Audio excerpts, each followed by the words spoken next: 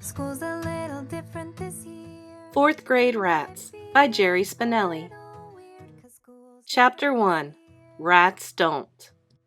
First grade babies, second grade cats, third grade angels, fourth grade rats. It was the first recess of the first day of school. A mob of third graders had me and Joey Peterson backed up against the monkey bars. They were giving us the old chant. When they came to the word rats, they screamed it in our faces. Then they ran off laughing. I wish I was still in third grade, I said. Why? Said Joey. So I could still be an angel. Not me! He climbed onto the first bar. I waited 3 years to be a rat. He climbed to the next bar. And now I am a rat. He climbed to the top bar.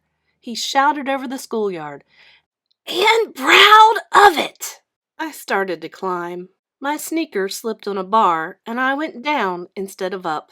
The first thing I landed on was my hand. My thumb got bent back. Way back. Pain! I howled, as loud as I could. It still hurt. I kicked the ground, the monkey bars, the nearest tree.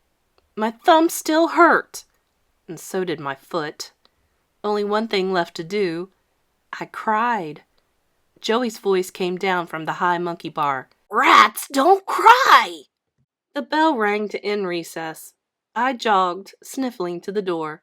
When I got there, Judy Billings was behind me. Like a miracle, the pain in my thumb disappeared. For me, there was no such thing as pain when Judy Billings was around. I loved her. I was sure that any day she would start to love me back. In the meantime, she mostly ignored me. But I kept trying. Judy was in the other fourth grade class, so I didn't see too much of her. When I did, I figured I had to make the most of it. That's why I held the door open for her. She went through. As usual, she ignored me.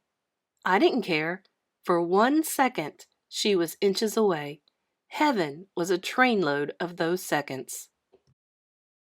A little while later, during silent reading, a spider crawled onto Becky Hibble's book. Becky screamed and flipped her book into the air. The book landed on the floor. The spider landed in my lap. Next thing I know, I'm on my desktop, tap dancing and yelling, "Get him off me! Get him off me!" On the way to lunch, Joey's whisper came again. Rats don't get scared of spiders. We sat together in the lunchroom, just like last year, and we both brought our lunches from home, just like last year. We sat at our usual table. I opened my lunchbox. I was checking out my stuff when I heard Joey sniggering. I looked up. He was wagging his head. His face was smirky. I looked around the lunchroom. What's funny? That, he said. He was pointing at my lunchbox. What's wrong with it? I said. Ain't that the same one you had last year? Yeah? So what? He snickered again.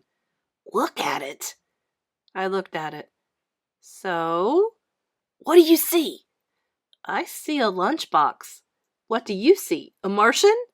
He flipped the cover down. Look at it. What's on it? All over it. I looked again. Elephants? He broke out laughing. He pounded the table. His face was red. I had never known I could make him so happy.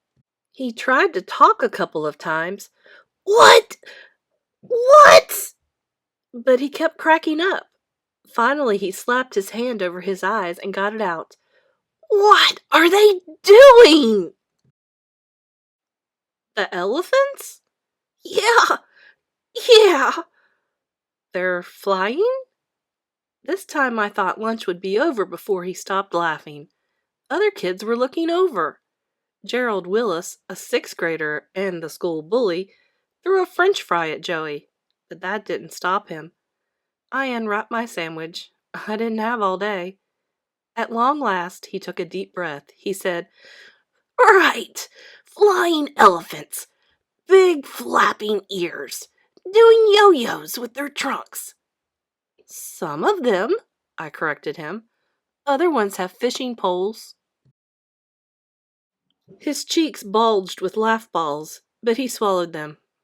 Morton, he made himself serious. Don't you get it?